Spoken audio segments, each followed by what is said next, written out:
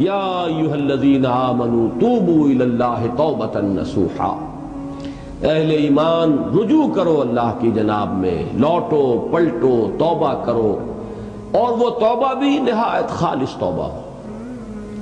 یہ توبہ حضرت علی رضی اللہ تعالیٰ عنہ نے ایک مرتبہ دیکھا ایک شخص کو، وہ گردان کر رہا ہے توبہ کی تیزی تیزی سے، فرمایا یہ تو توبۃ المکذبین ہے، جھٹلانے والوں کی توبہ ہے یہ۔ وہ گھبرایا، تو پھر آپ نے فرمایا توبہ وہ ہوتی ہے جس کے ساتھ وہ ساری کیفیات ہو، شدید ترین پشیمانی ہو کہ میں کیا کر بیٹھا ہوں، پھر یہ کہ آئندہ کے لیے عزم مصمم ہو کہ ہرگز دوبارہ یہ کام میں نہیں کروں گا، اور نہایت گڑ گڑا کر اللہ سے اس کی دعا جو ہے اس کی معافی طلب کی جائے۔ یہ قلب کی گہرائیوں سے جب تک یہ توبہ نہیں نکلے گی یہ توبہ نہیں ہے۔ تو توبۃ النصوح، یہ نصح کا لفظ جو آتا ہے عربی زبان میں، یہ ہے کسی شے کے خالص ہونے، کوئی اس میں ملاوٹ نہ ہو۔ توبۃ النصوح، یہ توبۃ النصوحہ، خالص توبہ کرو، دل کے ایک گہرائیوں سے توبہ کرو، اور صمیم قلب سے توبہ کرو، عزم مصمم کے ساتھ توبہ کرو کہ پروردگار جو خطا ہو گئی ہے بخش دے، آئندہ تیرے کسی حکم کے خلاف کوئی حرکت نہیں کروں گا۔ خاص طور پر وہ خطا جو معین ہے اس کے بارے میں تو تعین کے ساتھ فیصلہ ہو کہ دوبارہ نہیں کروں گا۔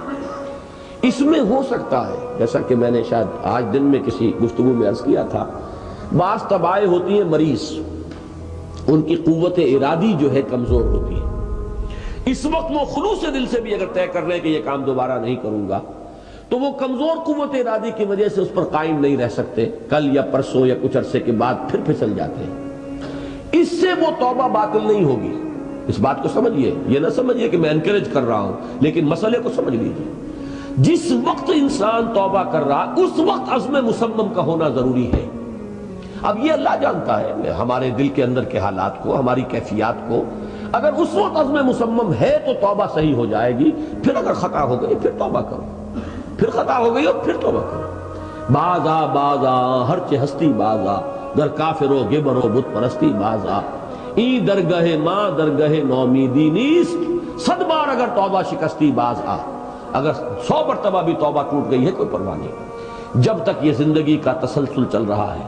معلم یغرغر، جب تک کہ وہ گھنگرو نہیں بولا ہے آ کر حلق میں، اور نزع اور جان کندنی کا عالم شروع نہیں ہو گیا ہے، اس وقت تک توبہ کا دروازہ کھلا ہوا ہے۔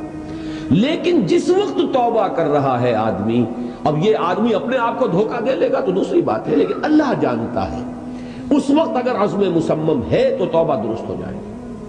تو جو بھی معاملات ہیں اللہ اور بندے کے مابین، اس میں 3 شرائط ہیں کہ جو علماء نے معین کی ہے۔ ایک حقیقی پشیمانی، وہ پشیمانی جس کے لیے اقبال کا وہ شعر بہت مشہور ہے جو انہوں نے نوجوانی میں کہا تھا، اور داغ دہلوی اس مجلس میں موجود تھے جہاں علامہ نے یہ شعر پڑھا ہے، تو انہوں نے بڑی داد دی تھی کہ میاں اس عمر میں اور یہ شعر یعنی چشم بد دور، وہ یہ داد کا بڑا ایک یعنی بلیغ انداز ہے۔ اور وہ شعر کیا تھا؟ موتی سمجھ کے شان کریمی نے چن لیے، قطرے جو تھے میرے عرق انفعال کے، شرمندگی کے احساس سے پیشانی کے اوپر اگر پسینہ آ گیا ہے، شرمندگی ہے اللہ میں یہ کیا کر بیٹھا، اللہ مجھ سے کیا ہو گیا، تو یہ شرمندگی سے اگر عرق آلود ہو گئی ہے پیشانی، تو اللہ کو یہ اتنی محبوب ہے کہ موتی سمجھ کے شان کریمی نے چن لیے، قطرے جو تھے میرے عرق انفعال کے۔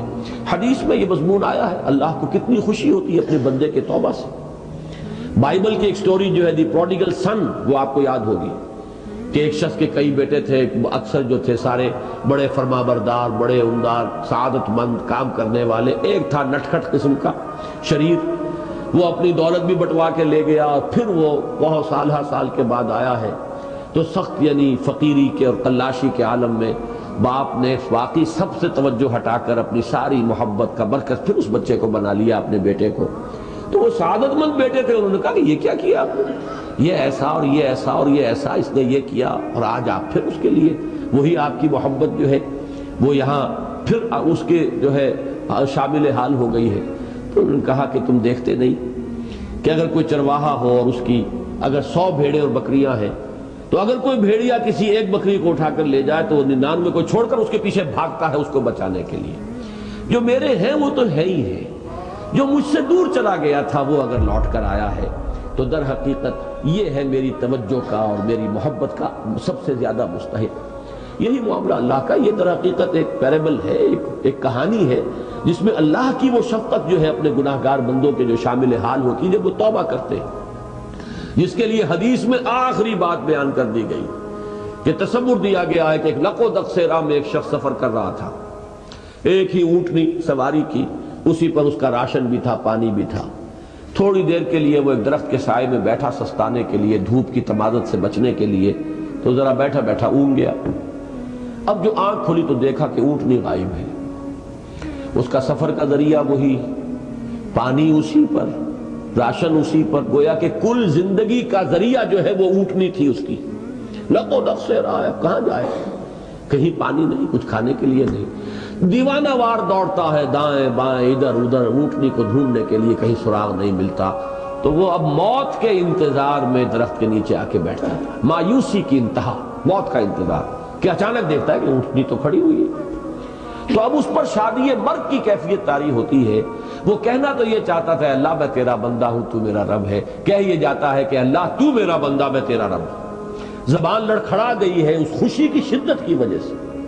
تو حضور فرماتے ہیں کہ اللہ کو اپنے کسی گناہگار بندے کی توبہ سے اس سے بھی کہیں زیادہ خوشی ہوتی ہے.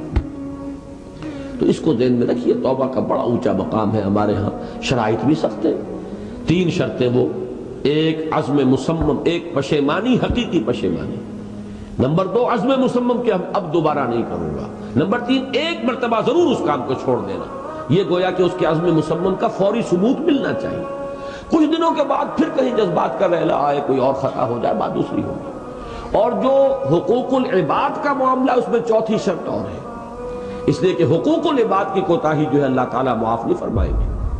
وہ تو وہی بندہ ہے جس کی آپ نے حق تلفی کی ہے، کسی کی غیبت کی ہے، کسی کی چغلی کھائی ہے، کسی پر تہمت لگائی ہے، کسی کا مال ہڑپ کیا ہے، کسی کو دھوکہ دیا ہے، کسی کی عزت پر حملہ کیا ہے.